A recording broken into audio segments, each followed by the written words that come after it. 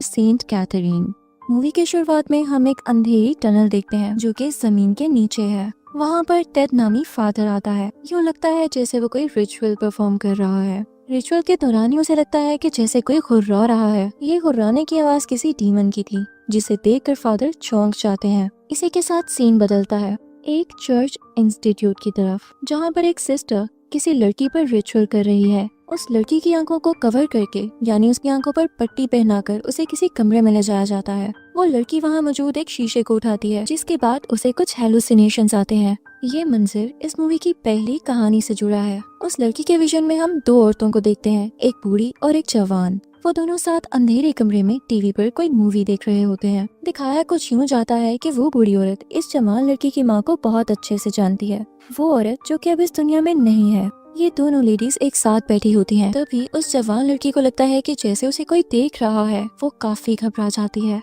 पास बैठी बूढ़ी औरत उसे समझाती है कि परेशान मत हो, ये जो तुम महसूस कर रही हो ये सिर्फ तुम्हारे दिमाग में है, हकीकत से इसका कोई लेना देना नहीं। मेरे साथ भी ऐसा ही होता था जब मैं तुम्हारी उम्र की थी और उस वक्त मुझे तुम्हारी माँ ने संभाला था। साथ ही वो बूढ़ी औरत उस जवान बच्ची को ये भी बताती है कि मैंने एक किताब पढ़ रखी है और उसका कॉन्टेक्स्ट मैं तुम्हें समझाती हूँ। तुमने महसूस किया होगा कि जैसा तुम सोचती हो तुम्हारे आसपास की दुनिया भी तुम्हें वैसी ही लगने लगती है। और इसका मतलब ये हो सकता है कि जैसे हर इंसान के साथ एक फरिश्ता होता है, एक एंजल होता है, इसी तरह हर इंसान के साथ एक डीमन भी होता है। अगर इंसान हर वक्त नेगेटिव सोचता रहे तो उसका डीमन मजबूत होता जाता है, इतना मजबूत कि अगर तुम हर वक्त उदासी में रहोगी तो वो तुम पर हावी हो जाएगा। तो बेहतर है कि तुम अपनी सोच को खुद पर हावी मत होने दो और खुश रहो। लेकिन अगर तुम इसमें नाकाम हो जाओ और वो डीमन तुम पर हावी हो जाए, जैसा कि अब मैं तुम्हारी हालत में देख पा रही हूँ, तो इसके लिए मैं तुम्हें एक रिचुअल बताती हूँ। तुम्हारी माँ इन रिचुअल्स पे यकीन नहीं करती थी, लेकिन मैं करती हूँ, क्योंकि इसके बाद से मैं बिल्कुल ठीक हो गई थी। अब वो ओल्ड लेडी उसे रिचुअल करने का तरीका बताती है। पहले तरीके में आता है स्पेल्स, यानी जादू मंत्र के थ्रू रिचुअल करना। दूसरा है मैनिफेस्टेशन। तीसरा तरीका हमसे हिडन रखा जाता है। चौथा तरीका होता है रेवलेशन। फिर होता है वो रिचुअल स्टार्ट। उस जवान लड़की के हाथ में एक शीशा पकड़ाया जाता है। जैसे ही वो कुछ स्पेल्स बोलती है तो उसे शीशे में एक डीमन दिखाई देता है। वो चौंक जाती है, डर कर शीशे को फेंकती है। तभी उसके सामने उसकी मरी हुई माँ आ जाती है। ये आखिर हो कैसे गया, उसे कुछ समझ नहीं आ रहा था। उसकी माँ उसके कान में कहती है, मेरी बेटी अब तुम आजाद हो। लेकिन साथ ही उसकी माँ वापस उसी बूढ़ी औरत में बदल जाती है। वो बूढ़ी औरत उस जवान लड़की के पेट में स्टैब करती है। वो लड़की वहीं बेहोश हो जाती है और जब उसे होश आता है तो वो फौरन से अपने पेट को देखती है। चाकू का निशान अभी भी वहीं था, लेकिन उसमें से कोई खून नहीं आ रहा था। ये जवान लड़की अब अपने हाथ में हैमर उठाती है, क्योंकि वो बहुत डर चुकी थी। वो नीचे लाउंज में जाती है और देखती है कि बूढ़ी औरत वहीं बैठी टीवी देख रही है। ये उसके लिए काफी चौंका देने वाली बात थी। जब वो जाकर उस बूढ़ी औरत से बात करने की कोशिश करती है तो वो नोटिस करती है कि वो बूढ़ी औरत वहीं पर स्टिल बैठी हुई है, न किसी बात का जवाब दे रही है और न हिल रही है। तभी उस जवान लड़की को एहसास होता है कि मैं तो किसी और दुनिया में फंस चुकी हूँ और जरूर यहाँ कुछ न कुछ गलत हो रहा है। तभी यहाँ पर सीन थोड़ा सा अनफोल्ड होता है और हमें दिखता है कि उस बूढ़ी औरत ने जानबूझकर उस जवान लड़की से ऑफरिंग रिचुअल करवाया था, जिसके बाद ये जवान लड़की बहुत मुश्किल में फंसने वाली थी। इसी के साथ उस जवान लड़की को खून की उल्टी आती है। ये देखकर वो घबराकर चिल्लाने लगती है कि ये मेरे साथ हो क्या रहा है।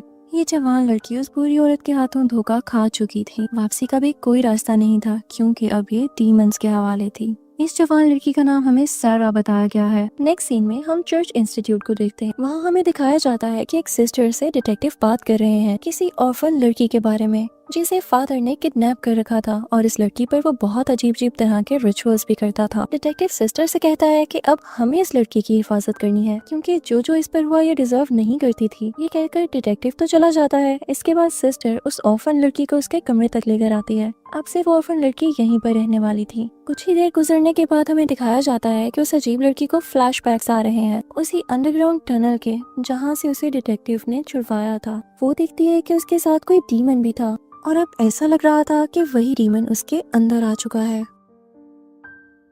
अगले रोज सिस्टर उस ऑर्फन लड़की के पास आती हैं और उसे कहती हैं, मेरे बच्चे तुम फिक्र नहीं करो, तुम्हारे जितने भी ट्रॉमास हैं या तुम्हारे जहन पर जितने भी बुरे असरात हैं, हम सब मिलकर उन्हें खत्म करेंगे। इसके बाद वो उसे रिचुअल के लिए ले जाती हैं और उसकी आंखों पर पट्टी बांध देती हैं। पता चलता है ये उसी सीन से कनेक्ट करता है जो कि हमने शुरू में देखा, और हमने वो कमरा भी देखा जहाँ पर सैटर्न से जुड़ी कुछ चीजें पड़ी होती हैं। हर चीज किसी न किसी एंटिटी से जुड़ी होती है। यानी ये ऑर्फन लड़की जिस भी चीज को हाथ लगाएगी हमें उसी एंटिटी से या उसी इंसान से जुड़ी हुई कहानी दिखाई जाएगी। यानी उसको वही विजन आएगा जो कि हमें मूवी में देखने को मिलेगा। जब इस ऑर्फन लड़की ने शीशा उठाया था, इस रूम में जितने भी ऑब्जेक्ट्स थे उन्हें टोटम कहा जाता है। इन ऑब्जेक्ट से जुड़ा हुआ डीमन अगर अपने टोटम को पाले तो या तो वो आजाद हो सकता है या और भी पावरफुल हो सकता है। तो इस चर्च इंस्टीट्यूट में स्टूडेंट्स को इन ऑब्जेक्ट्स के पास ले जाया जाता है ताकि वो इन ऑब्जेक्ट्स को विजिट करें और हर ऑब्जेक्ट की अलग हिस्ट्री जान सकें एक विजन की सूरत में।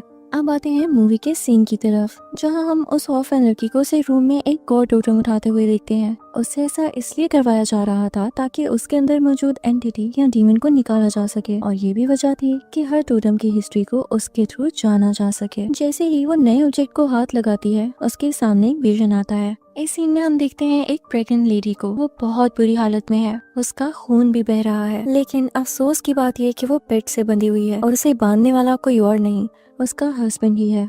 वो दर्द से किरा रही है और पानी मांग रही है। वो आदमी जिसने उसे बांध रखा है उसे पानी पिलाता है, लेकिन साथ ही उसे मारने की कोशिश करता है। वो लड़की इतनी आसानी से हार मानने वाली नहीं थी। वो उस आदमी को किक करती है और आहिस्ता आहिस्ता वहाँ से रेंग रेंग कर बाहर आने की कोशिश करने लगती है, पर वो आदमी अभी भी जिंदा था। यही हम देखते हैं कि उस लड़की का बेबी भी इस दुनिया में आ चुका है। वो जालिम शख्स जिसने उसे बांध रखा था, वो उस बच्चे की जिंदगी ले लेता है। यहाँ पर हमें एक ट्रूथ पता चलता है कि ये औरत किसी और के बच्चे को नहीं बल्कि शैतान के बच्चे को दुनिया में लाई है, लेकिन वो आदमी हर बार इस सैतानिक बच्चे को मार देता। तभी हम देखते हैं कि वो लेडी दोबारा से माँ बनने वाली है। इसी के साथ हम एक अजीब और गरीब शक्ल वाले डेविल को देखते हैं। वो डेविल आकर उस आदमी को जो कि उस लेडी का हस्बैंड है उसे ऑर्डर देता है कि अब जो आने वाला बेबी है तुम उसे अपने खून से बैप्टाइज करोगे। ये सुनते ही वो आदमी शायद पोजेस हो गया था। वो अपना गला काट लेता है, हर तरफ खून ही खून होता है। फिर इस दुनिया में आता है सैटर्न का एक और बच्चा जिसका नाम वो रखता है 666। यानी इस बच्चे से पहले 656 बच्चे और आ चुके थे जिन्हें उस आदमी ने जीने नहीं दिया था। अब आखिरकार सैटर्न का ये बच्चा उसके हाथ में था जिसे वो फख्र से उठाता है। ये लड़की थी। इसी के साथ ये सीन खत्म होता है और उसी रूम की तरफ आता है जहाँ पे वो ऑर्फन लड़की ये विजन देख रही थी। वो काफी रोने लगती है, वो काफी डिस्टर्ब हो चुकी थी। फिर हम देखते हैं कि उस ऑर्फन लड़की को एक भयानक ख्वाब आता है जिसमें वो देखती है कि फादर उस पर अटैक करने वाला है, लेकिन तभी एक डीमन फादर पर अटैक करके उसे मार डालता है। डीमन फादर का गला इतनी जोर से दबाता है कि वो आगे से लड़ ही नहीं पाता। इसके बाद इस ऑर्फन लड़की की आंख खुल जाती है। इसके बाद सिस्टर उस ऑर्फन लड़की जिसका नाम है एली उसके पास आती है। उसका हाथ पकड़ते हुए कहती है कि मैं जान सकती हूँ कि तुम्हारे अंदर क्या चीज है, क्या तुम मुझे अपना हाथ पकड़ने दोगी। एली भी चाहती थी कि पता लग सके कि उसके अंदर कौन सी चीज रह रही है जो उसे जीने नहीं देती। वो सिस्टर का हाथ थाम लेती है। सिस्टर वहाँ पर ऑब्जर्व करती है कि इसके अंदर बहुत ही भयानक एंटिटी है। वो फौरन से घबराकर वहाँ से चली जाती है। ये सिस्टर भागकर दूसरी सिस्टर्स के पास जाती है और उनसे कहती है कि हमें एली को यहाँ पे नहीं रखना चाहिए, उसके अंदर बहुत भयानक चीज है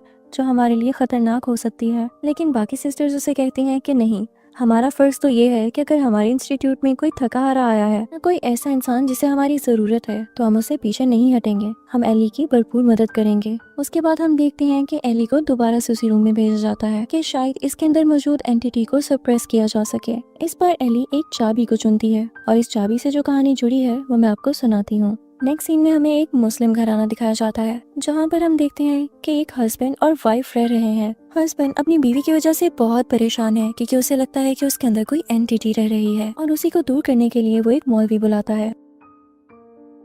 मौलवी उससे कहता है कि मैं तुमसे कोई बहुत ज्यादा पैसे चार्ज नहीं करूंगा, अपनी मुनासिब सी फीस लूंगा। साथ ही वो उस लड़की के हस्बैंड को बाहर कुछ लेने के लिए भेजता है और जितनी देर वो लड़का बाहर होता है वो उसकी बीवी के पास जाता है और उसके साथ कुछ वायर्स अटैच कर देता है। ये एक ढोंगी बाबा था जो कि इस्लाम का नाम यूज करके फेक रिचुअल्स करता था। जैसे ही इस लड़की का हस्बैंड वापस आता है तो वो मौलवी अपने पाँव की मदद से उस लड़की को इलेक्ट्रिकल शॉक्स देने लगता है जिसकी वजह से वो हिलती है। मौलवी इस बात पर उसके हस्बैंड से कहता है कि देखो, मैंने तुम्हारी बीवी को जिन्नात से आजाद कर दिया। उसके बाद वो हस्बैंड किचन में चला जाता है। मौलवी उसके पीछे पीछे आता है और कहता है कि लाओ मेरे पैसे दो। तो उस लड़की का हस्बैंड उसे बोलता है कि मुझे नहीं लगता मौलवी साहब कि आपने मेरी बीवी से किसी जिन को निकाला भी है। ये लीजिए आपके पैसे। मौलवी पैसे ले लेता है। तभी वो देखता है कि उस लड़की के हस्बैंड की जेब में एक चाबी है और वो चाबी किस चीज की है ये आपको नेक्स्ट सीन में पता चलेगा। मौलवी अंदर उसकी वाइफ के रूम में जाता है जो कि बेड से बंधी हुई थी और उसके हाथों पर हैंडकफ्स थे। उसने मौलवी से मदद मांगी थी और मौलवी उसको आजाद करने के लिए गया था। तभी उस लड़की का हस्बैंड भी वहाँ आ जाता है। वो मौलवी को रोकने की कोशिश करता है लेकिन मौलवी उसे समझाता है कि अपनी बीवी के साथ ये जुल्म मत करो, देखो वो कितनी कमजोर हो चुकी है। पर तभी देखते ही देखते वो लड़की अपने हस्बैंड को चाकू से स्टैब करके मार डालती है। वो मौलवी उस लड़की को वहाँ से ले जाता है। जैसे ही वो दोनों बाहर जा रहे होते हैं तो मौलवी देखता है कि उसका हस्बैंड तो बिल्कुल ठीक ठाक किचन में खड़ा कुछ काट रहा है। यहाँ पर उसका हस्बैंड बिल्कुल ठीक आवाज में बोलता है कि मौलवी साहब, आपको अल्लाह ने इस मजहब में भेजा तो, लेकिन आपने उस गॉड के साथ धोखा किया। आप ईमानदार क्यों नहीं रहे? आपने शैतान को क्यों चुना? इन दोनों में ये बातें हो ही रही होती है और मौलवी को अपनी किसी बात का जवाब मिल नहीं रहा होता। वो नोटिस करता है कि वो लड़की यहाँ से गायब हो चुकी है जिसे वो यहाँ से चुरा कर लेकर जा रहा है। वो वापस कमरे में उसे ढूंढने के लिए जाता है लेकिन बेड के ऊपर से जब शीट्स हटाता है तो ये देखकर हैरान रह जाता है कि वहाँ पर उस लड़की के बजाय उसकी अपनी बेटी थी। वो ये देखकर रोने लगता है और किड़किड़ाने लगता है कि मेरी बेटी को छोड़ दो। तभी यहाँ पर उस आदमी की वाइफ आती है और कहती है कि तुम यहाँ पर इस वजह से हो क्योंकि तुमने गॉड को धोखा दिया है। अगर तुम्हारा ईमान मजबूत होता तो क्या पता गॉड भी तुम्हारा साथ देता, पर अब नहीं। जैसे ही वो ये बोलती है मौलवी की बेटी वहाँ से गायब हो जाती है। तभी मौलवी पीछे मुड़कर देखता है तो उसे उस लड़की के हस्बैंड की लाश मिलती है, यानी वो उसी वक्त मर चुका था और जिस इंसान ने उससे बातें की उसे खुद भी नहीं पता चला कि वो आखिर था कौन। वो घबराकर बाहर जाने लगता है लेकिन कमरे से बाहर उसे कुछ नहीं दिखता सिवाय अंधेरे के। और इसी के साथ ये सीन यहीं पर ही रुक जाता है। इस सीन के बाद भी यानी इस विजन को देखने के बाद एली की तबीयत और खराब होने लगती है। उसके अंदर मौजूद एंटिटी इतनी जल्दी हार मानने वाली नहीं थी, वो एली को दोबारा से पोसेस कर लेती है। खैर देर ना करते हुए रिचुअल दोबारा स्टार्ट किया जाता है। एली को दोबारा से इस रूम में भेजा जाता है। इस बार वो क्रॉस उठाती है, ऐसा क्रॉस जो कि लोकेट शेप में था, गले में पहना जाने वाला। उसको पकड़ते ही एक और विजन आता है जिसमें हमें एक बहुत ही रिलीजियस घराना दिखाया जाता है जहाँ पर 3 लेडीज एक दूसरे का हाथ पकड़कर प्रे कर रही हैं एक हैप्पी लाइफ जीने के लिए। लेकिन उन्हीं में से एक औरत होती है जो कि काफी घबरा जाती है। वो अपनी मैरिड लाइफ से बिल्कुल खुश नहीं होती। उसे लगता है जैसे उसका हस्बैंड उस पर चीट कर रहा है। वहीं पर इसी सीन की एक मेन कैरेक्टर भी होती है जिसका नाम हमें एलिस बताया गया है। वो इस सब सीन के बाद और इस रिलीजियस प्रेयर को डिस्टर्ब होता देखकर वॉशरूम जाती है कि थोड़ा रिलैक्स हो सके। और जब वो वापस आती है तो जहाँ पर वो प्रे हो रही थी वहाँ पर कोई नहीं होता। उसी लाउंज में बेबी मॉनिटर पड़ा होता है जो कि एलिस ने अपनी बच्ची पर नजर रखने के लिए यहाँ रखा हुआ था। उसे उस मॉनिटर में से आवाजें आती हैं उसी कम्युनिटी लीडर की जो कि प्रेयर करवा रही थी। लेकिन जब वो अपनी बेबी के रूम में जाती है तो वहाँ पर कोई भी नहीं होता, पर मॉनिटर से अभी भी आवाजें आ रही थी। वो घबरा जाती है और पूरे घर में अपनी बेटी को ढूंढने लगती है पर वो उसे नहीं दिखाई देती। इसका क्या मतलब था? क्या वो किसी और डायमेंशन में थी या उसकी आंखों के आगे कोई पर्दा था जो उसे कुछ भी दिखाई नहीं दे रहा था? वो जैसे ही भागते भागते लाउंज में आती है तो वहाँ पर वो उन्हीं 4 लेडीज को पाती है जो उससे बहुत सीरियस होकर पूछते हैं कि एलिस, तुम अपनी जिंदगी में जो भी करती आ रही हो उसको मान लो, उसका इतराफ कर लो। यहाँ पर एलिस घबराकर बोलने लगती है, मैं अपने हस्बैंड को बिल्कुल भी टाइम नहीं देती और मैं एक अच्छी माँ भी नहीं हूँ। पर वो सब उससे कहती हैं कि हमें ये नहीं सुनना, हमें असल बात बताओ जो तुम इस जिंदगी में करती आ रही हो। पर तभी उन लेडीज में से एक लेडी उसके पास आती है। वो उसे उसका क्रॉस लॉकेट दिखाती है और बोलती है कि देखो, तुम्हारा ये लॉकेट किसी और आदमी के पास से मिला है जो कि तुम्हारा शौहर नहीं है। इससे जो भी जाहिर होता है तुम उस चीज को कन्फेस कर लो। तब यहाँ पर एलिस मानती है कि हाँ,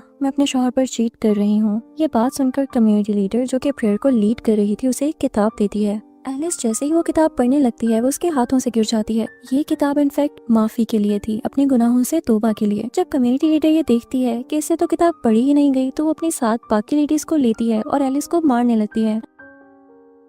एलिस अपनी जान बचाते हुए उनके पास से उठाती है। उन्हीं लेडीज में से एक लेडी कहती है कि हमें एलिस के साथ ऐसा नहीं करना चाहिए, हमें किसी पर जुल्म नहीं करना चाहिए। वो घबराकर पुलिस को कॉल करने लगती है लेकिन कम्युनिटी लीडर उसे हिट करके उसे बेहोश कर देती है। उसके बाद बाकी बची जाने वाली तीनों लेडीज एलिस के रूम में जाती हैं। कम्युनिटी लीडर के हाथ में बहुत बड़ा चाकू होता है। जैसे ही वो जाती है तो देखती है कि एलिस ने अपने ऊपर चादर ओढ़ रखी है। वो चादर हटाती है कि वो एलिस पर अटैक करके उसे समझा सके, लेकिन यहाँ तो काम उल्टा ही हो जाता है। एलिस पोसेस्ड होती है, उसकी आंखें बिल्कुल सफेद और उसका चेहरा किसी डीमन से कम नहीं लग रहा था। ये देखकर वो घबरा जाती है और इसी के साथ ये वाला सीन भी यहीं रुक जाता है। इस सीन से एली इतनी परेशान नहीं थी, पर जैसे ही वो अपनी आंखों से पट्टी हटाती है तो वो महसूस करती है कि उसकी आंखें उसके साथ है ही नहीं।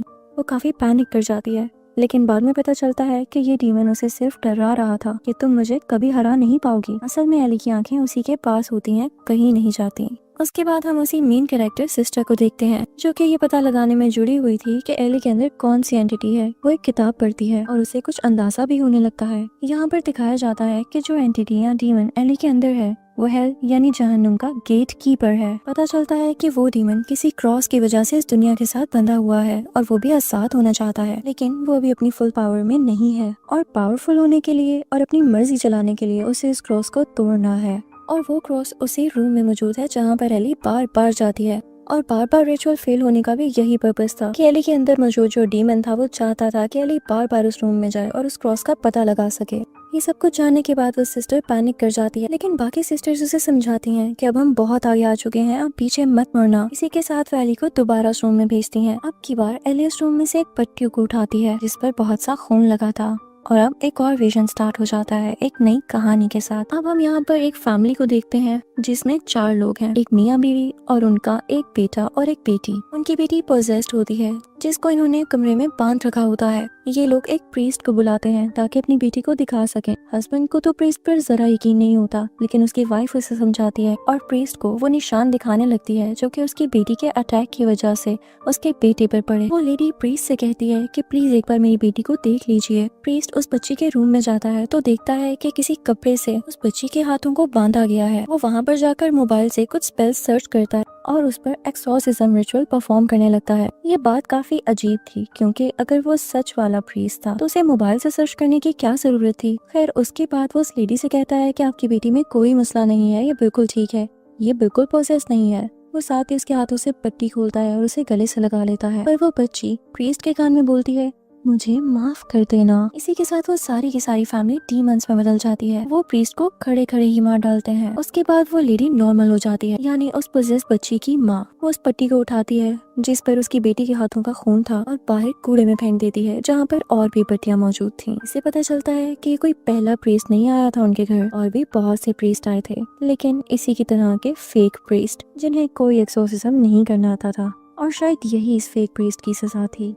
अब एली जानती थी कि उसके अंदर मौजूद डीमन क्या चाहता है। वो फौरन से उस क्रॉस को ढूंढने लग जाती है। एली में मौजूद डीमन उस क्रॉस को तोड़ने लगता है। बाहर सिस्टर्स एली का इंतजार कर रही होती हैं। सिस्टर फौरन से अंदर आती है और एली को पकड़कर लिटा देती है। सब सिस्टर्स मिलकर वो क्रॉस उठाते हैं एली की बॉडी के ऊपर, जिसकी वजह से एली की बॉडी के अंदर मौजूद जो डीमन था वो ज्यादा पावरफुल होने की बजाय सीधा जहन्नुम यानी हेल में वापस चला जाता है। यानी एली की बॉडी में अब कोई डीमन नहीं था। मूवी के एंड में हम देखते हैं कि एली बिल्कुल एक नॉर्मल बच्ची बन चुकी है और वो बहुत खुश है। हमें ये भी पता चलता है कि एली की एक आंट जिंदा है जिनके पास वो रहने जा रही है। वो सिस्टर को बहुत अच्छे से थैंक्स बोलती है और गले मिलकर अलविदा कहती है। इसी के साथ मूवी का एंड हो जाता है। यहाँ पर मैं आपको इस कहानी का कॉन्टेक्स्ट बता दूं। जैसे कहानी के शुरू में मैंने बताया कि हर इंसान के साथ कुछ बुरी चीजें भी होती हैं और कुछ अच्छी भी। इंसान सारी जिंदगी जो काम करता रहता है वो वैसा ही बनता जाता है। उसके साथ का डीमन और स्ट्रॉन्ग होता जाता है जो कि उसे वो काम करने पर फोर्स करता रहता है, पर ऐसे कामों का अंजाम अच्छा नहीं होता। जैसे हर स्टोरी में आपने देखा कि फेक मौलवी हो या प्रीस्ट हो या कोई और इंसान भी जो भी अपने प्रोफेशन के साथ बेईमानी करता है उसका एंड कभी भी अच्छा नहीं होता। आई होप आपको इस मूवी से बहुत अच्छा लेसन मिला होगा। तब तक अपना ख्याल रखें। Good bye.